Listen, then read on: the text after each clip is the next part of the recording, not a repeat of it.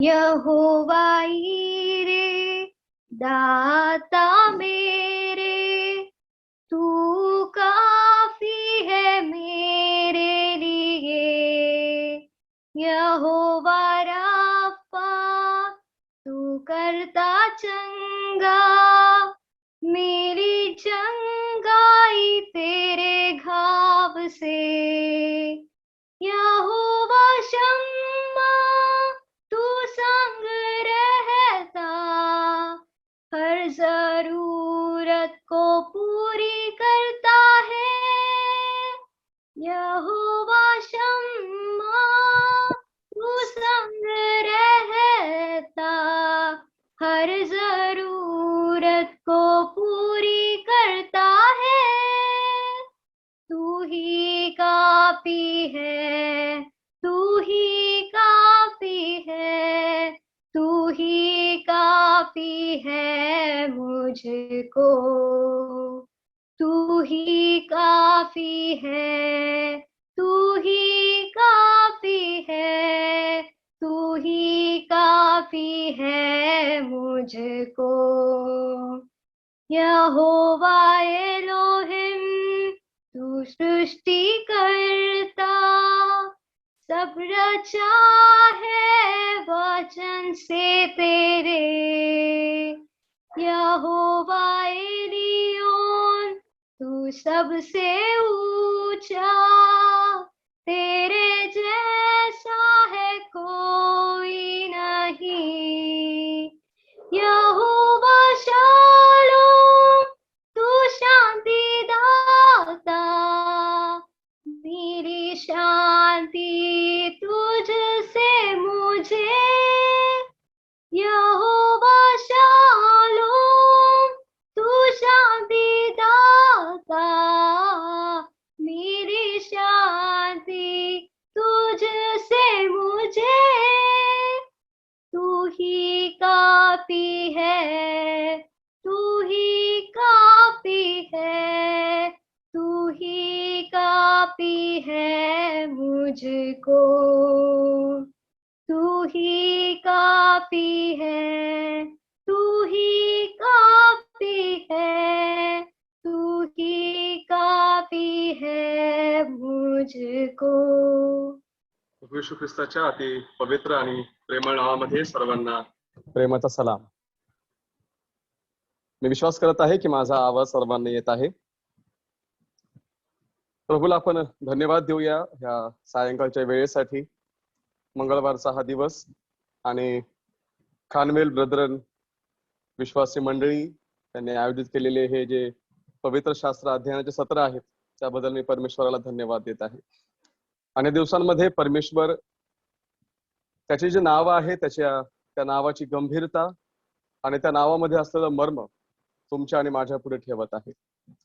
सुंदरशा गीतामधून आपण परमेश्वराचे जे नाव आहे ते ऐकले आणि मी प्रभूला धन्यवाद देतो ख्रिस्तामधील माझी प्रिय मुलगी प्रतीक्षा हिच्यासाठी। मागील दिवसामध्ये आई कोविड पॉझिटिव्ह असताना आणि भाऊ देखील पॉझिटिव्ह असताना घरातील सर्व काम सांभाळून 10वी मध्ये 92% पेक्षा मार्क लेकरांनी मिळवलेले आहेत। परमेश्वराला धन्यवाद देऊया आणि तिच्या भविष्यासाठी आपण प्रभूकडे प्रार्थना करूया।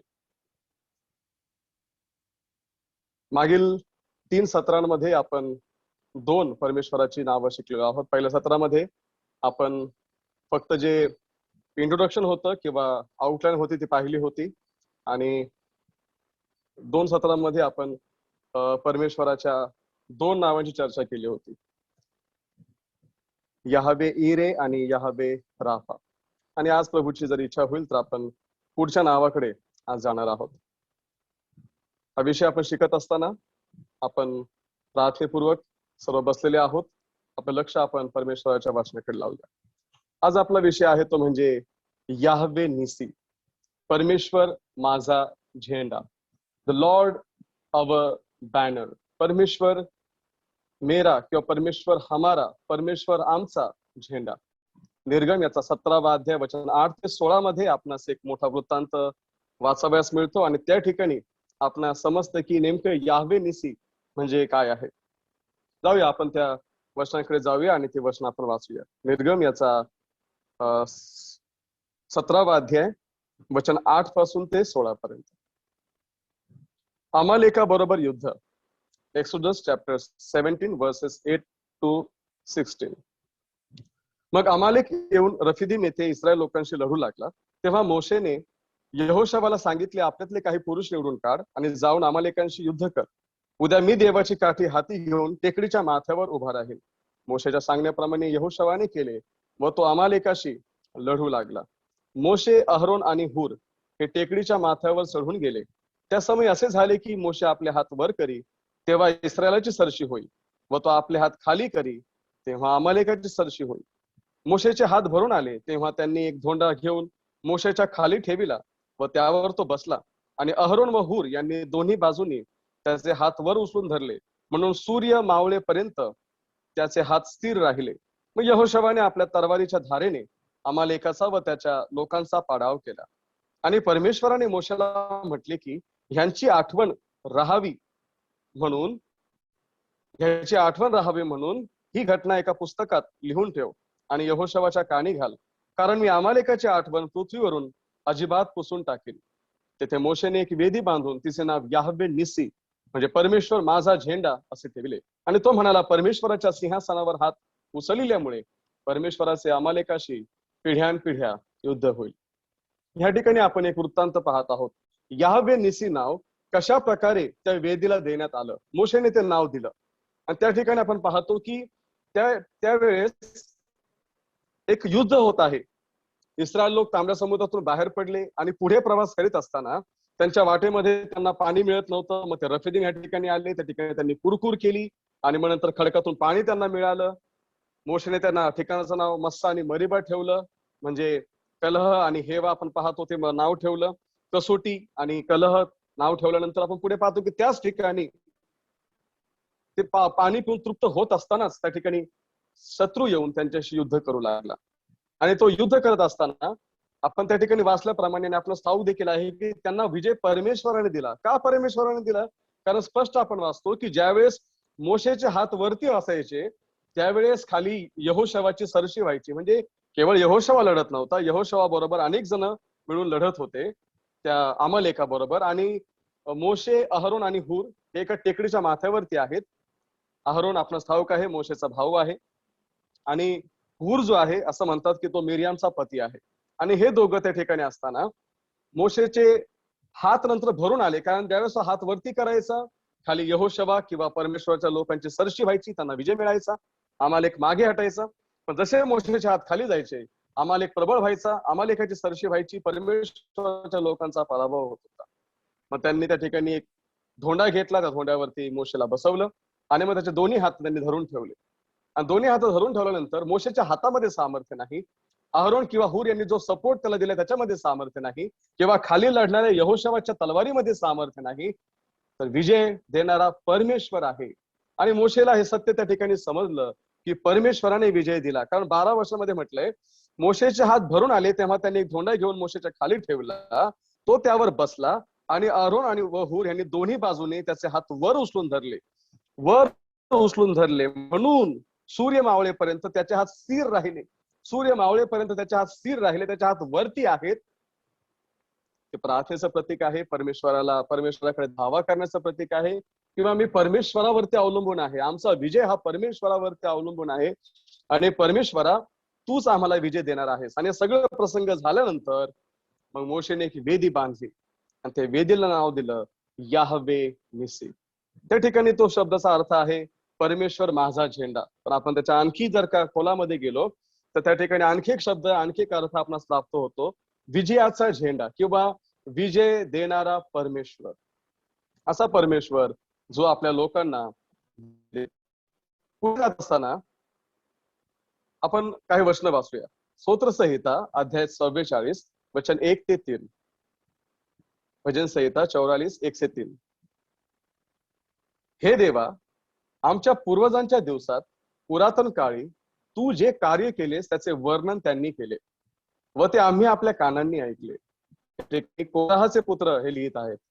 तू आपल्या हाताने राष्ट्रांना घालून तेथे ह्यांना स्थापले, त्या लोकांना क्लेश देऊन ह्यांचा विस्तार केला. ह्यांना म्हणजे इस्रायल लोकांनी, ह्यांनी म्हणजे इस्रायल लोकांनी. ह्यांनी आपल्या तलवारीने देशाची मालकी मिळवली असे नाही, ह्यांच्या बाहुबलाने ह्यांना विजय प्राप्ती झाली असेही नाही, तर तुझा उजवा हात, तुझा भुज व तुझे मुखतेज ह्यांनी ती झाली, कारण ह्यांच्यावर तुझी कृपादृष्टी होते. ह्यांच्यावर ह्यांना, या ठिकाणी कोराची मुलं म्हणत आहेत की परमेश्वरा, आम्ही ऐकलं तू काय केलंस, आमच्या लोकांच्या संदर्भात तू काय केलंस पुरातनच्या काळी, हे सगळं आम्ही ऐकलेलं आहे परमेश्वरा. ते आम्ही आपल्या कानाने ऐकलं आहे. काय केलं परमेश्वरा? तू आपल्या हाताने राष्ट्रांना घालून ह्यांना स्थापलं. तू हाताने राष्ट्रांना घालवलं. जर आपण पाहिलं कनानामध्ये प्रवेश करण्याआधी यहोशवाने केलेले युद्ध आपणास ठाऊक आहेत. पण कोराचे पुत्र काय म्हणत आहेत? त्यांनी युद्ध केलं नाही किंवा त्यांनी आपल्या तलवारीने देशाची मालकी मिळवली असे नाही, त्यांच्या बाहुबलाने त्यांना विजय प्राप्ती झाली असेही नाही, तर त्यांना विजय प्राप्ती कशी झाली? तुझा उजवा हात, तुझा भुज व तुझे मुखतेज ह्यांनी ती झाली. ह्यांनी त्यांना विजय प्राप्त झाला, कारण ह्यांच्यावर तुझी कृपादृष्टी होती. परमेश्वराची कृपादृष्टी त्यांच्यावरती होते, म्हणून त्यांना विजय प्राप्त झाला. मोशे काय म्हणतो? मोशेने देखील एक गीत गायलं. आपण ठाऊक आहे निर्गम याचा 15वा अध्याय वचन 1 ते 6. आपण त्यातली पटपट ती वचन वाचूया. निर्गम याचा 15वा अध्याय वचन 1 ते 6. तेव्हा मोशे, एक्सोडस चॅप्टर 15 वर्सेस 1 to 6. तेव्हा मोशे आणि इस्रायल लोक यांनी परमेश्वराला हे गीत गायले. ते म्हणाले, मी परमेश्वराला गीत गाईन, कारण तो विजयी होऊन उन्नत झाला आहे. घोडा त्यांनी समुद्रात टाकून दिले आहेत. परमेश्वर माझे बल, माझा स्तोत्र विषय आहे. तो माझा उद्धारक झाला आहे. हाच माझा देव, स्तवनाने मी याला सुशोभित करीन. हाच माझ्या पित्याचा देव, मी याचा महिमा गाईन. परमेश्वर रणवीर आहे, परमेश्वर रणवीर आहे. याहवे हे त्याचे नाव. फारोचे रथ व त्याची सेना ही त्याने समुद्रात टाकून दिली आहेत. त्याचे निवडक सरदार तांबड्या समुद्रात बुडाले आहेत. केले आहे, ते दगडाप्रमाणे समुद्राच्या तळाशी गेले आहेत. हे परमेश्वरा, तुझा उजवा हात बळाने प्रतापी झाला आहे. हे परमेश्वरा, तुझा उजवा हात शत्रूला चिरडून टाकतो. या ठिकाणी ते परमेश्वराला प्रतापशाली परमेश्वर म्हणत आहेत, विजय देणारा परमेश्वर म्हणत आहेत. परमेश्वर रणवीर आहे, परमेश्वर हा योद्धा आहे. याहवे त्याचं नाव आहे. तोच लढणारा आहे, तोच विजय प्राप्त करणार आहे. काय झालं या ठिकाणी? आपणास ठाऊक आहे तो प्रसंग. तांबडा समुद्र परमेश्वराने दुभागला. तांबड्या समुद्रामधून हे लोक पार होत असताना मागे फारो व त्याची सेना आली, आणि जसे हे लोक पार होत होते त्यांनी देखील समुद्रामध्ये, त्या दुभागलेल्या समुद्रामध्ये त्यांनी देखील प्रवेश केला. त्यानंतर आपण पाहतो की परमेश्वराने पुन्हा त्या ठिकाणी पाणी एक केलं. त्यांची जे रथाची चाक आहे ती गाळामध्ये रुतून बसली आणि सर्व सेना त्या ठिकाणी नष्ट झाली. ह्या ठिकाणी ते गीत गात असताना, परमेश्वराचा विजय सांगत असताना मोशे त्यांनी हे विजयाचे गीत का गायला आपण कारण पाहिलेलं आहे. सोबत वचन 19 मध्ये देखील ते कारण आपण वाचावयास मिळतं. वचन 19 वर्सेस 19.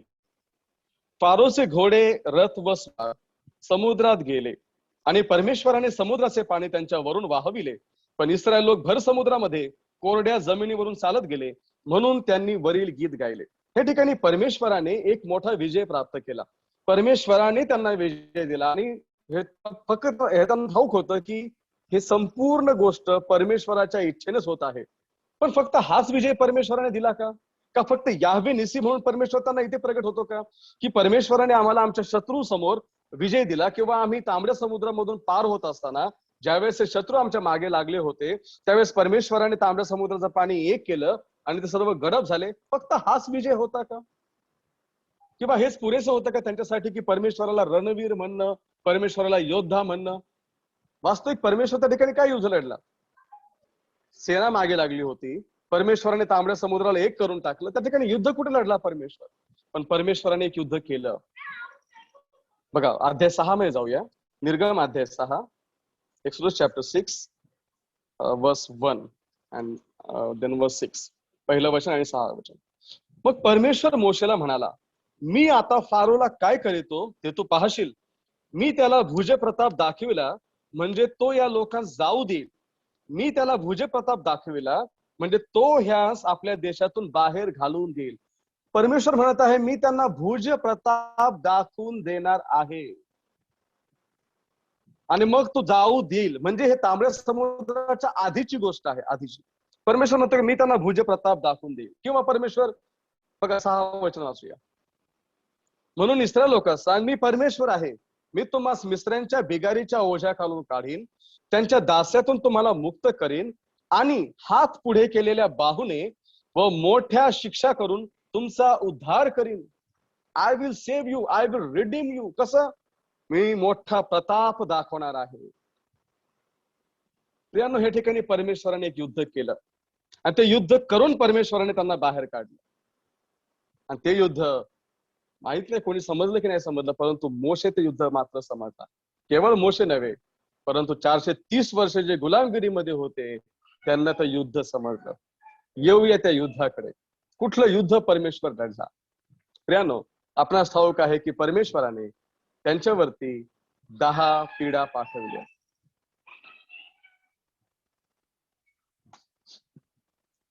मिसर देशावर पाठवलेल्या पिढा.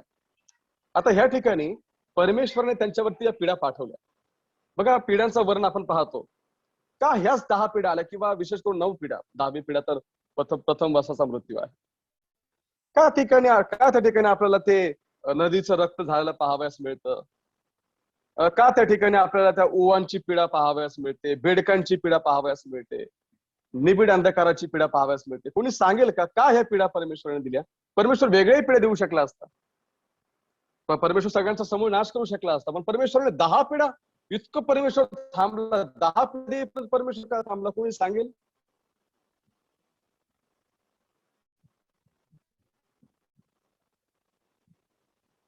कोणी सांगू शकेल का परमेश्वर थांबला? एक एक एक पिढ्या देत गेला परमेश्वर त्यांना. भुज प्रताप दाखवण्यासाठी. हा, भुज प्रताप दाखवण्यासाठी. भुज प्रताप दाखवण्यासाठी. भुज प्रताप परमेश्वर 1 मिनिटात दाखवू शकला असता.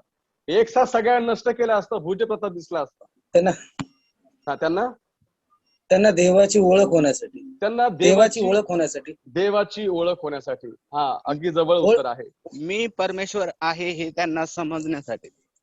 मी परमेश्वर आहे हे त्यांना समजण्यासाठी. अगदी बरोबर उत्तर आहे. ते आपणास निर्गम याचा 7वा अध्याय वचन 5 मध्ये पाहावयास मिळतं. अगदी बरोबर उत्तर आहे. पण पण पण मी परमेश्वर आहे या ठिकाणी एक भुज आहे. कृपया आपले माईक म्यूट करा. मी परमेश्वर आहे. I am God.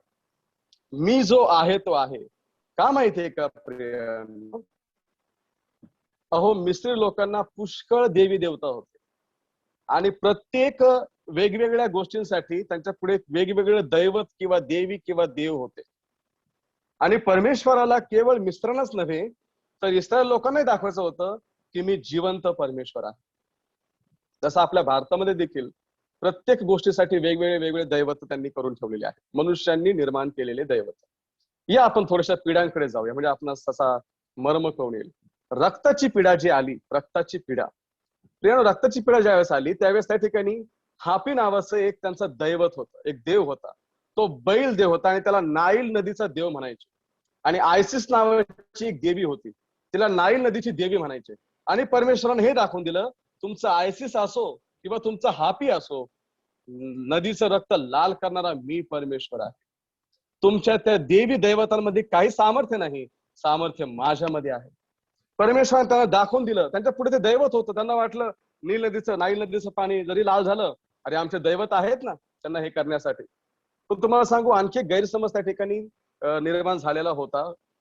इतिहासामध्ये त्याची नोंद केलेली की त्यांनी असं म्हटलं की हे पाणी देखील आमच्या देवीचा कोप होता म्हणून ते लाल झालं. पण परमेश्वर इस्रायल लोकांना प्रगट केला होता, पाण्यावरती नदीवरती माझं नियंत्रण आहे, मी त्याचा निर्माण करत आहे. दुसरी आली बेडकांची पिढा. हेकेट नावाची एक देवी होती, हेकेट नावाची, जिचं मस्तक जे होतं ते बेडकाचं होतं. आणि परमेश्वराने बेडकांना त्यांच्यामध्ये पाठवलं. ते लोक, मिस्री लोक बेडकांना मारत नव्हते. का? कारण त्यांची देवी तशी होती. आता आपल्याकडे पण आपल्याला ठाऊक आहे की बऱ्याच असे देवी देवता आहेत, पण एकदा का ते घरात शिरले की त्याला मारल्याशिवाय राहते. पण ते लोक बेडकांना मारत नव्हते. परमेश्वराने त्यांच्यासमोर बेडकांचे ढिगारे मांडले, मेलेल्या बेडकांचे. त्यांच्या प्रत्येक ठिकाणी ती देवी त्या देऊन टाकली. तुमची देवी ना घ्या, तुमच्या बिछाण्यामध्ये पण घ्या. ऍक्च्युली ती देवीच नव्हती, अस्तित्वात नव्हते ते सगळे. तिला जन्मदेवी म्हटलेलं आहे. तिचे मस्तक बेडकाचं होतं. परमेश्वराने दाखवून दिलं, मी परमेश्वर आहे. उवांची पिढा. सेट नावाचा एक देव होता, त्याला वाळवंटाचा किंवा वादळाचा किंवा धुळीचा देव म्हणायचे. आणि उवांची पिढा कुठून आली? धुळीची, धूळ उडाली, धुळीच्या उवा बनल्या आपण पाहतो. म्हणजे जरी त्यांचा विश्वास धुळीवरती होता, वादळावरती होता, त्यांच्या देवावरती होता, पण परमेश्वराने दाखवलं की त्या धुळीच्याही ओवा बनवण्यास मी परमेश्वर आहे. पुढे जर का आपण पाहिलं गोमाशांची पीडा, गोमाशांची पीडा त्यांचा रे नावाचा एक देव होता. त्याचं इंग्लिशमध्ये ते UATCHIT तो नावाचा देव होता. आणि त्या तो देव जो आहे त्याचं हे माशा किंवा चिलट किंवा यांच्यावरती नियंत्रण होतं असं त्यांचं म्हणणं होतं. परमेश्वराने ती पीडा त्यांच्यामध्ये देऊन टाकली. परमेश्वराने हे दाखवलं मी परमेश्वर आहे. तुमचे देवी दैवत सगळे मिथ्य आहेत. मरीची पीडा आली, कोण मेलं? पशु सर्व मारून टाकले परमेश्वराने. त्यांच्या ठिकाणी हापी नावाचा एक देव होता, त्याला बैल देव म्हणायचे. हातोर नावाची एक देवी होती, गायीचं मस्तक असणारी देवी. आणि खुनम नावाचा एक बकरा देव होता. म्हणजे त्यांच्या प्राण्यांमध्ये देखील त्यांना देव बनवून ठेवले होते, परंतु त्या प्राण्यांचाही संहार परमेश्वराने केला. मरीची पीडा आणली आणि दाखवून दिलं तुम्ही तुमचे देवत्व वगैरे काही नाही बाबा, सगळं काही पूर्ण मिथ्या आहे. गळवांची पीडा, सेकमेट नावाची एक देवी होती, ही सर्व मिस्त्री लोकांची आहे. आजारांवर शक्ती देणारी देवी. सुनू नावाचा एक देव होता, महामारीचा देव म्हणायचे. आणि आयसिस देवी होती, रोगमुक्त करणारी देवी. परमेश्वराने त्यांच्या शरीरामध्ये गळवा दिले आणि दाखवून दिलं तुमचा सेकमेट असो, तुमची सुनू असो किंवा आयसिस असो, रोगमुक्त करणारा किंवा रोग देणारा मी परमेश्वर आहे. माझं मनुष्याच्या शरीरावरती नियंत्रण आहे. 7वी आली गारांची पीडा. गारा कुठून आल्या? आपण सांगू गारा वरतून आल्या. ठिकाणी एक देवी होती नट नावाची, ती आकाशाची देवी होती. ओसिरिस नावाचा एक देव होता, पीक आणि सुपिकता देणारा त्याला देव म्हणायचे. आणि आपण सेट पाहिला वाळवंटाचा किंवा वादळाचा, धुळीचा. ते गारा आल्या, गारामुळे पीक देखील नाहीसे झालं आपण पाहतो. ते पीक देखील त्यांचे देव किंवा देवता वाचू शकले नाहीत. आकाशामधून ज्यावेळेस गारा आल्या त्यावेळेस आकाशाची देवी देखील त्या गारा थांबवू शकली नाही. आणि त्या पूर्णपणे ज्यावेळेस पसरल्या, त्या सेटचं देखील त्यांच्यावरती बिलकुलही. आपण पुढे पाहतो टोळांची पिढी आली. आणि मग अशा आपण वाचतो त्याप्रमाणे नट आकाशाची देवी, ओसिरिस पीक व सुपीकतेचा देव. टोळ आलं, टोळाने सगळं काही फस्त करून टाकलं.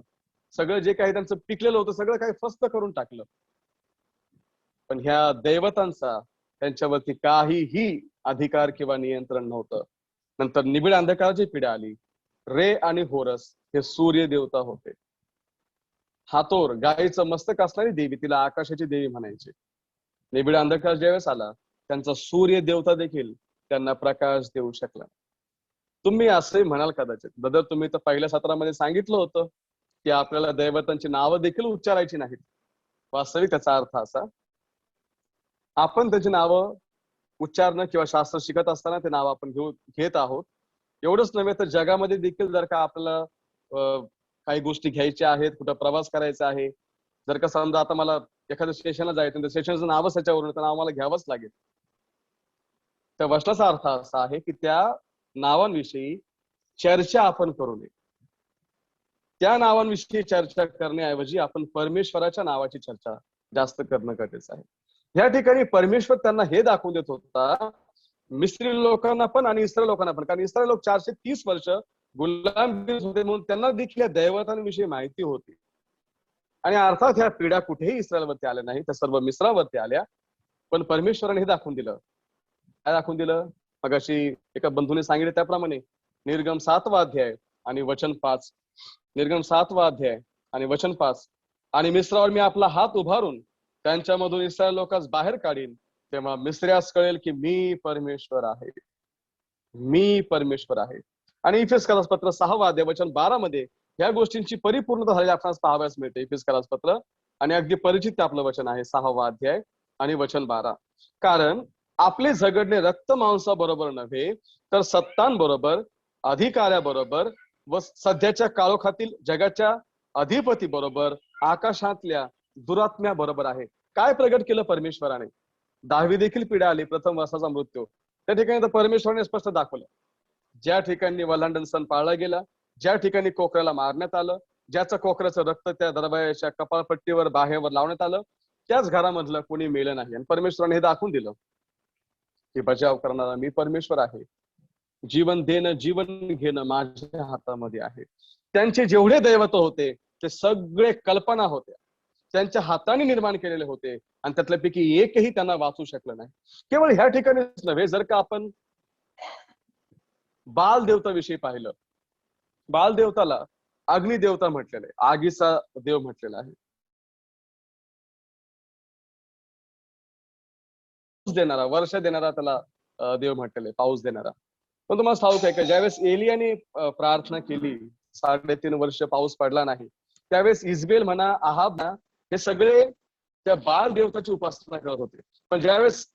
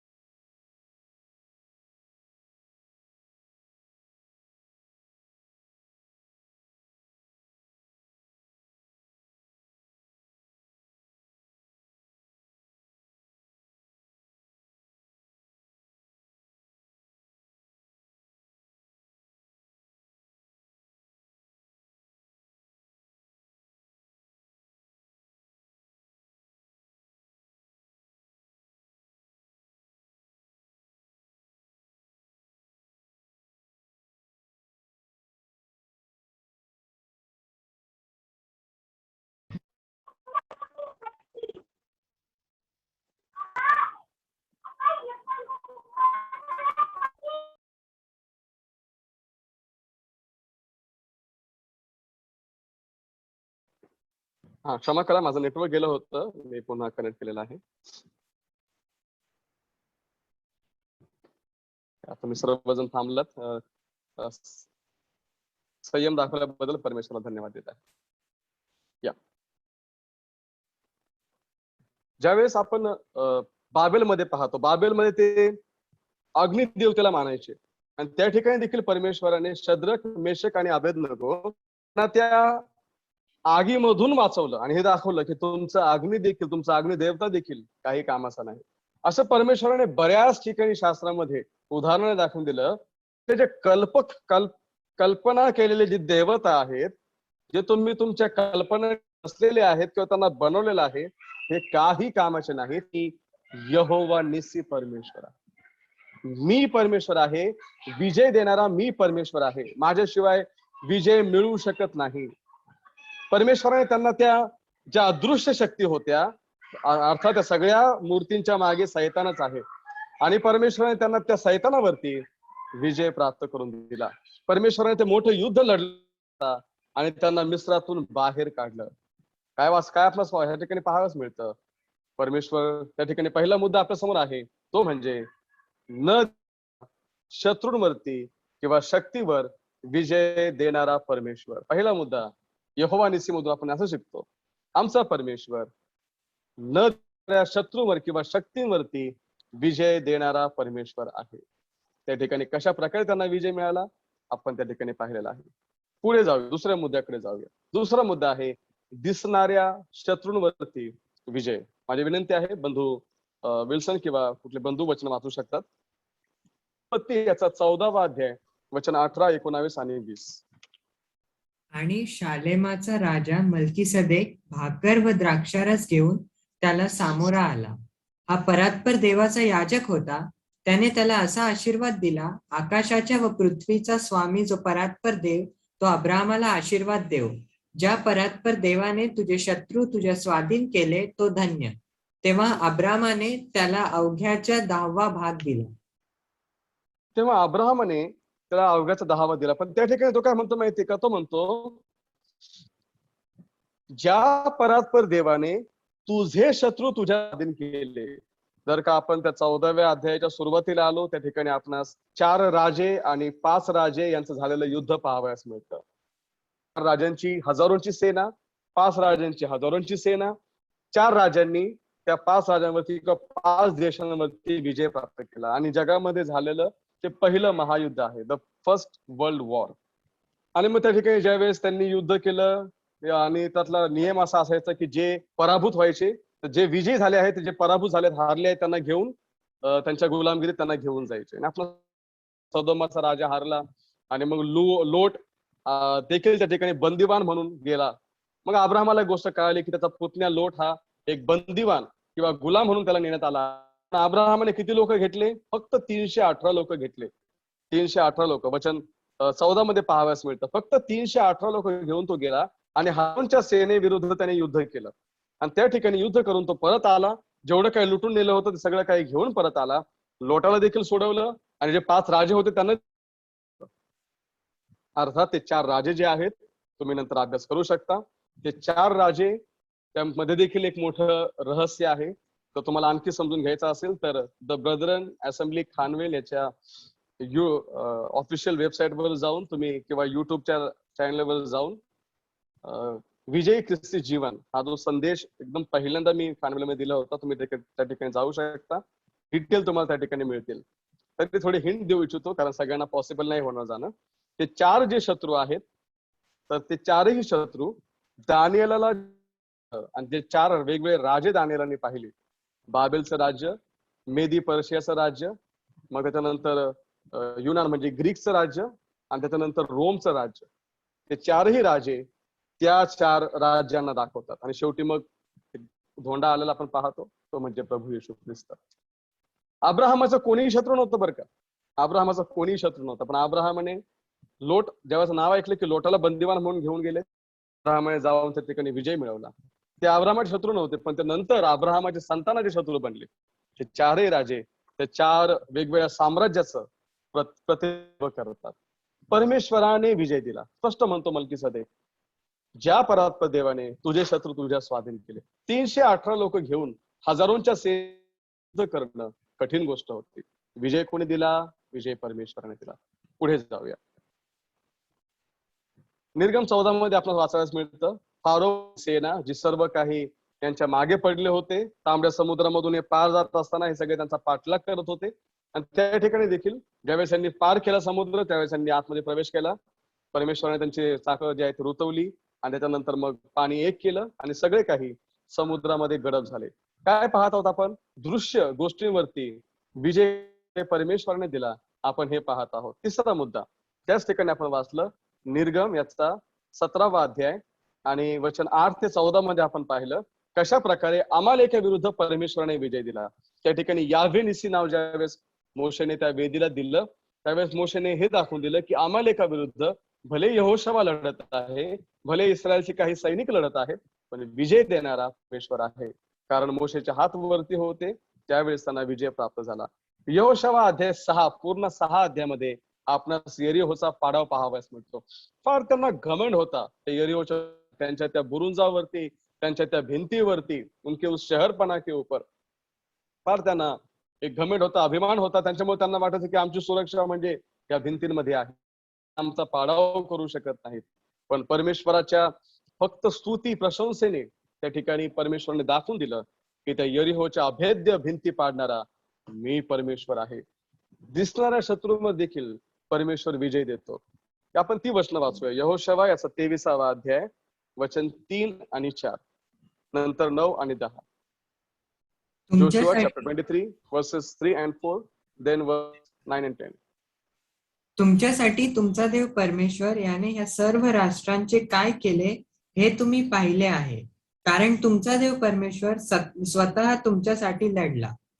यर्देनापासून पश्चिमेस महासमुद्रापर्यंतची ही उरलेली राष्ट्रे आणि ज्या राष्ट्रांचा मी संहार केला आहे ती मी तुम्हाला तुमच्या वंशाचे वतन व्हावे म्हणून वाटून दिली आहेत. 9 आणि 10.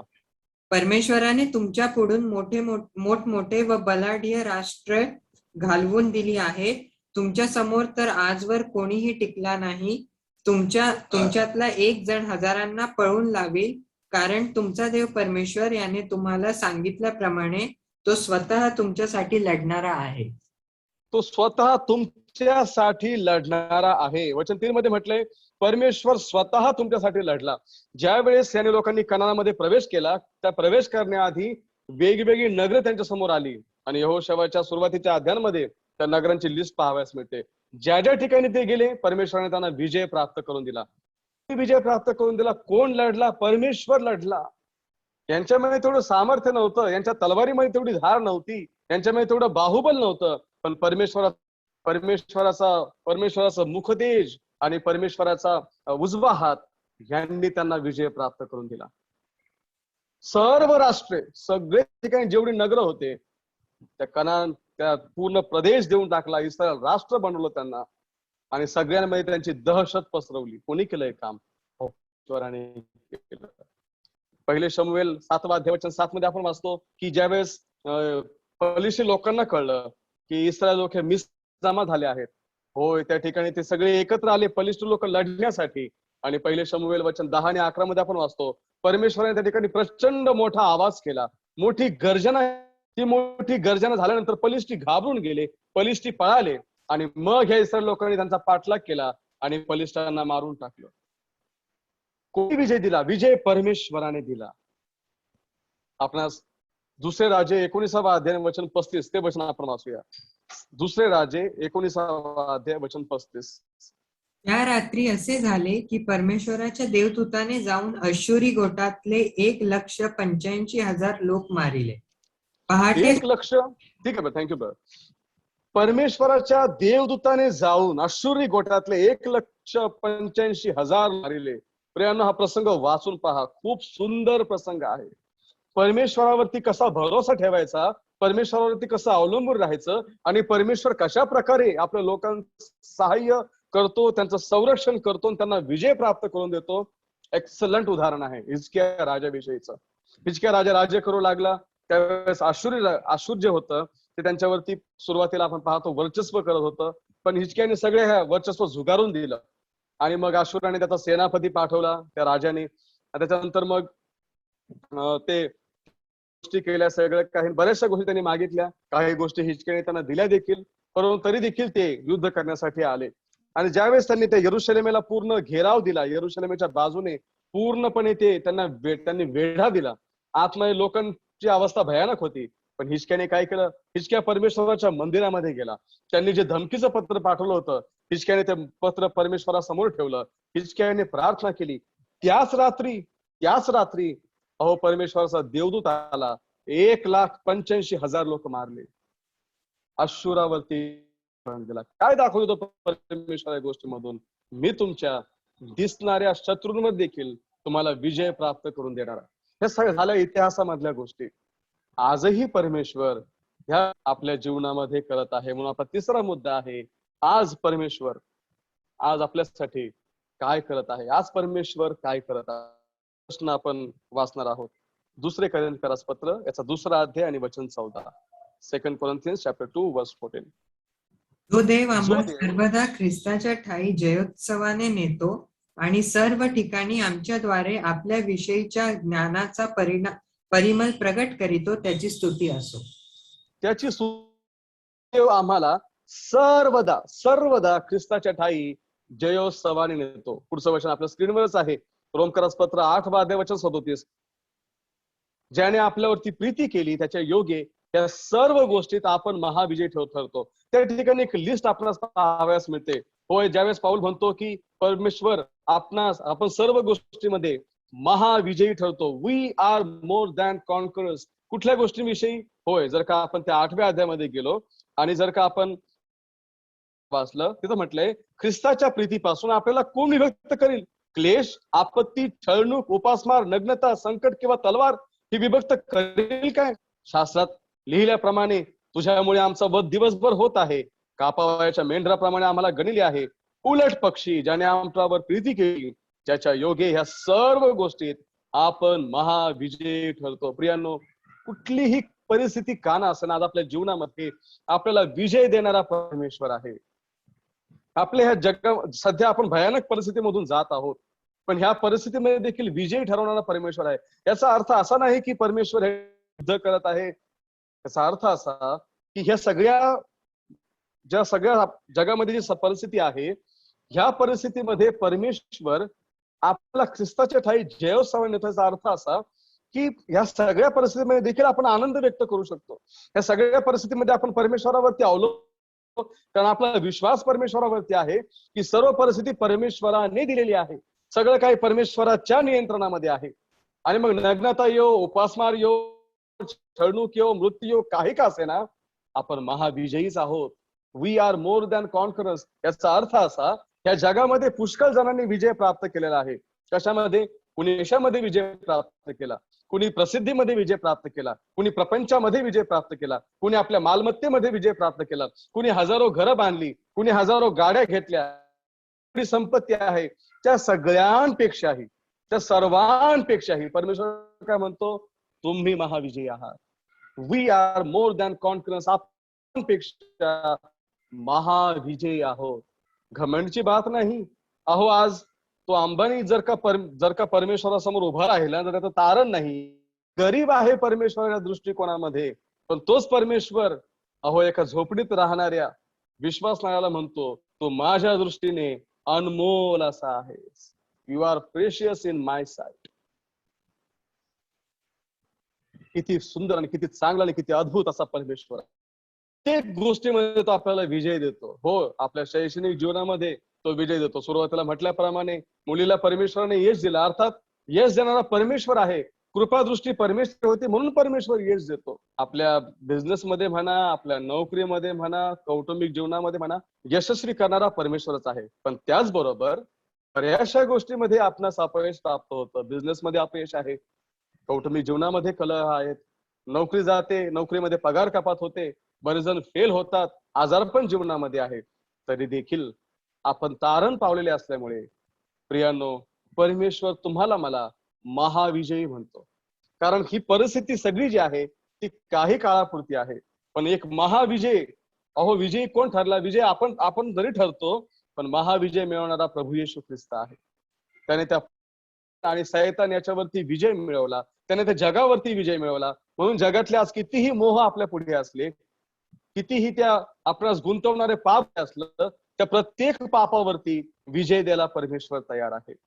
परमेश्वराची इच्छा आहे की आपण हारलेलं जीवन नको, तर आपण विजयी जीवन जगलं पाहिजे. आणि आजही तो आपल्या जीवनामध्ये त्याने जो आत्मा दिलेला आहे, तो पवित्र आत्मा आपल्याला पापाला नाही म्हणण्यास शिकवतो, नाही म्हणण्यास सहाय्य करतो, सामर्थ्य देतो आणि विजयी ठरवतो. प्रत्येक जे तुमच्या माझ्या पुढे येतं, प्रत्येक जो मोह तुमच्या माझ्या पुढे येतो, आणि ज्यावेळेस आपण त्याला नाही म्हणतो, कदाचित राग आला, नाही मला कंट्रोल करायचंय, माझ्या मनाच्या विरुद्ध घडतं, नाही आवरायचंय, मला आवडणाऱ्या गोष्टी होत नाहीत, मला सावरून घ्यायचं, माझा अपमान होतोय, नाही मी शांत राहील. या सगळ्या गोष्टी ज्यावेळेस पवित्र आत्म्याच्या सामर्थ्याने आपण करतो, आपण विजयी ठरतो, नव्हे आपण महाविजयी ठरतो. परमेश्वर आजही त्या शास्त्रामध्ये म्हटलं आहे, बाहेर जो आहे त्याच्यापेक्षा जो सामर्थ्य आहे तो तुमच्या आणि माझ्यामध्ये आहे. प्रियांनो, पवित्र आत्मा सामर्थ्यवान त्याने दिलेला आहे. जर का तुम्ही जॉर्ज मॅथ्यू ब्रेनचा संदेश ऐकला असेल, आणि जर का आपण ग्रीक मध्ये त्या सामर्थ्य शब्दाचा अर्थ पाहिला, तर तो डुनामिस हा अर्थ आहे. त्याच्यामधून जो डायनामाइट, सामर्थ्य असलेलं एक बॉम्ब प्रमाणे सामर्थ्य, तो पवित्र आत्म्याचं सामर्थ्य तुमच्या माझ्यामध्ये आहे. प्रियांनो, परमेश्वर तुम्हाला आणि मला महाविजयी ठरवणारा परमेश्वर आहे. आज ह्या गोष्टी आपल्या जीवनामध्ये करत आहे, पण एक गोष्ट तो भविष्यामध्ये देखील आपल्यासाठी करणार आहे. परमेश्वर भविष्यामध्ये आपल्यासाठी काय करणार आहे, समोरच स्क्रीनवरती आपल्या पुढे वचन आहेत. 1 कोरिंथ 15 अध्याय वचन 51 पासून तर 57 पर्यंत. पहा, मी तुम्हाला एक रहस्य सांगतो, आपण सर्वच महानिद्रा घेणार नाही, तरी आपण सर्वजण बदलून जाऊ, क्षणात, निमिषात, शेवटला करणा वाजेल तेव्हा. कारण करणा मेलेले ते अविनाशी असे उठवले जातील, आणि आपण बदलून जाऊ. कारण हे जे विनाशी त्याने अविनाशी पण परिधान करावे, आणि हे जे मर्त्य त्याने अमरत्व परिधान करावे, हे आवश्यक आहे. हे जे त्याने अविनाशी पण परिधान केले, आणि हे जे मर्त्य त्याने अमरत्व परिधान केले, तेव्हा असे होईल, असे जेव्हा होईल तेव्हा मरण विजयात गिळले गेले आहे, असा जो शास्त्रलेख आहे तो पूर्ण होईल. अरे मरणा, तुझा विजय कोठे? अरे मरणा, तुझी नागी कोठे? मरणाची नागी पाप. आणि आपण पाहतो, पापाचं बळ जे आहे ते नियमशास्त्र आहे, परंतु जो देव आपल्या प्रभू येशू ख्रिस्ताच्या द्वारे आपल्याला जय देतो, त्याची स्तुती असो. प्रियांनो, भविष्यामध्ये एक गोष्ट तुमच्या माझ्याविषयी घडणार आहे. जर का समजा आपला कदाचित मृत्यू झाला किंवा आपल्या पूर्वी जे मरण पावले, जे ख्रिस्तामध्ये मरण पावले, ते निद्रा घेत आहेत, महानिद्रा घेत आहेत. पण आपण समजा जिवंत आहोत आणि आज प्रभू येशू ख्रिस्त आला, काय होईल माहितीये का? अहो, हे जे विनाशी आहे म्हणजे जे शरीर आहे ते अविनाशी पण धारण करेल, होणारं शरीर आहे. आणि हे जे मर्त्य आहे म्हणजे शरीर जे मरणारं शरीर आहे त्याला अमरत्व परिधान होईल. अमरत्व, त्याला तो मरणार नाही. तर आपण बदलून जाऊ, आपलं रूपांतर होईल. आणि ज्यावेळेस हे होईल तेव्हा तो शास्त्रलेख आहे, मरण विजयात गिळले गेले आहे. आणि मग काय माहितीये का, त्या ठिकाणी गीत आहे, अरे मरणा तुझा विजय कोठे, अरे मरणा तुझी नांगी कोठे. कोण लोक हे गीत गाणार? होय प्रियांनो, ज्यावेळेस प्रभू येशू ख्रिस्त येईल त्यावेळेस कब्रांमधून किंवा समुद्र जे आहे सगळे आपले मृत देतील जे आहेत ते, आणि जे ख्रिस्तामध्ये मेलेले आहेत ते पुन्हा जिवंत होतील. आणि मग ते काय म्हणतील माहिती का मरणाला? अहो ते मेले होते, अरे मरणा तुझा विजय कोठे? पहा, बघ बघ आम्ही तुझ्यावरती विजय प्राप्त केला. अरे मरणा, होय आम्हाला शारीरिक मरण आलं होतं, विजय कोठे आहे? आणि समजा आपण त्या ठिकाणी असू, आपण काय म्हणू? अरे मरणा तुझी नांगी कुठे आहे? तू तर आम्हाला डसला पण नाहीस, तुझं तर आम्हाला थोडंफार म्हणजे काय म्हणतात दंश देखील आम्हाला झाला नाही तुझा. अरे मरणा तुझी नांगी कुठे? अरे मरणा तुझा विजय कुठे? प्रियांनो, प्रभू तुम्हाला आणि मला रूपांतरित करून एक मोठ्या वैभवाने गौरवाने वरती घेणार आहे. जो देव आपल्या प्रभू येशू ख्रिस्ताच्या द्वारे आपल्याला जय देतो त्याची स्तुती असो. भविष्यामध्ये होणार पुढे देखील काही गोष्टी आहेत. प्रभू येशू ख्रिस्त 7 वर्षानंतर पुन्हा पवित्र जनांसहित येणार आहे. मोठं हर्मगिदनचं युद्ध होणार आहे. प्रभू येशू ख्रिस्त विजय प्राप्त करणार आहे. आपण नंतर त्या गोष्टी पाहणार आहोत. आपण हळूहळू चालवलो आहोत आणि सगळ्या गोष्टी ज्यावेळेस आपण शिकत आहोत, एक एक नाव शिकत असताना एक एक गोष्ट प्रभू आपल्या समोर ठेवत आहे. प्रियांनो, प्रभू तुम्हाला मला आज प्रत्येक गोष्टीवरती विजय द्यायला तयार आहे. प्रभू तुम्हाला आणि मला भविष्यामध्ये देखील एक मोठा विजय देणार आहे. मरणावरती विजय, त्या मरणाची नांगी त्याच्यावरती विजय, आणि विजयोत्सवाने जयोत्सवाने आपण स्वर्गामध्ये जाणार आहोत.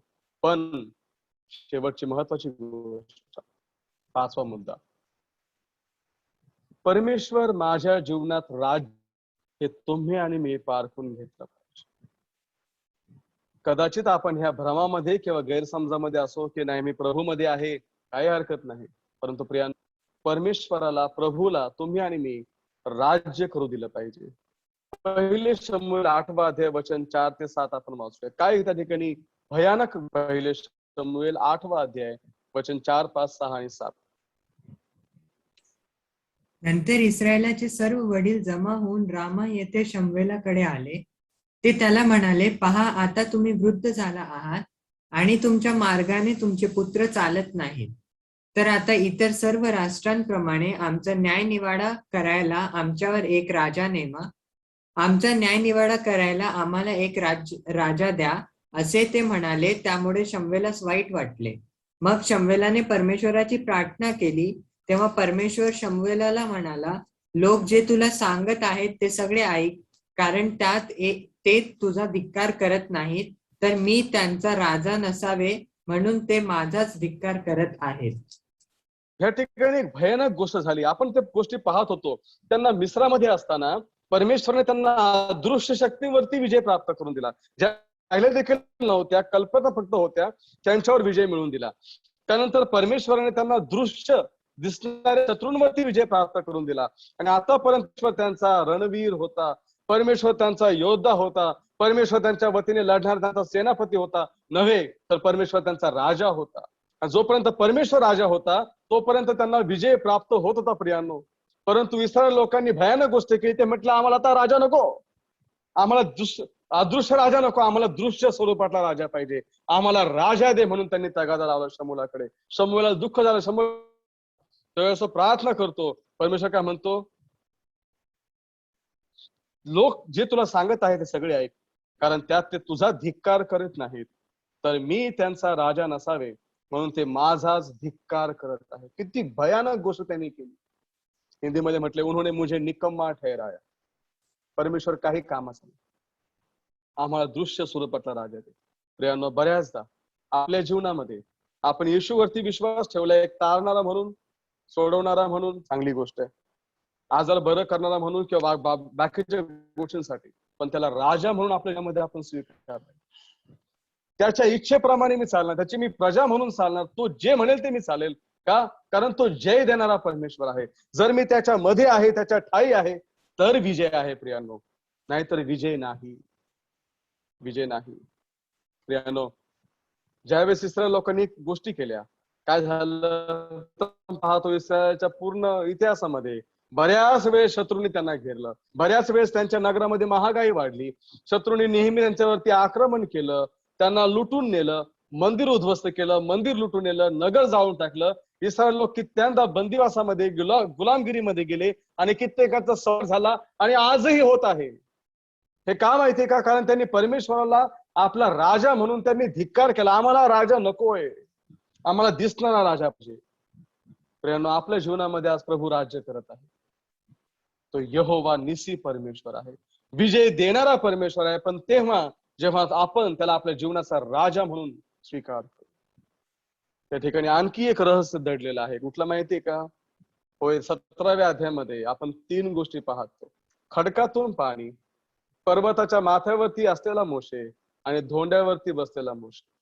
खडक असो, तो टेकडी किंवा धोंडा असो, रॉक, हिल और mountain and then stone represents the Christ. ते ख्रिस्ताचं प्रतीक आहे. त्यांना विजय देणारा प्रभू येशू ख्रिस्त आहे. आजही तुमच्या माझ्या जीवनामध्ये तो देणारा प्रभू येशू ख्रिस्त आहे. अमालेक ज्यावेळेस त्यांच्याशी लढला प्रियांनो, प्रभूला फार वाईट वाटलं, प्रभूला फार दुःख झालं. बघा, ती वचन वाचून स्तोत्र संहिता 83 वचन 4 आणि 7. स्तोत्र संहिता 83 अध्याय वचन 4 आणि 7. ते म्हणतात, चला आपण त्यांचा असा विध्वंस करू की ते राष्ट्र म्हणून राहणार नाहीत. म्हणजे इस्रायलच्या नावाची आठवण 7.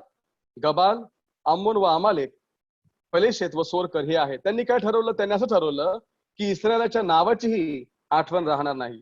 या अनुवाद याचा 25वा अध्याय वचन 17, 18 आणि 19. अनुवाद ड्यूटरनॉमी चॅप्टर 25 वर्सेस 17 to 19 वाचत आहे. 25वा अध्याय.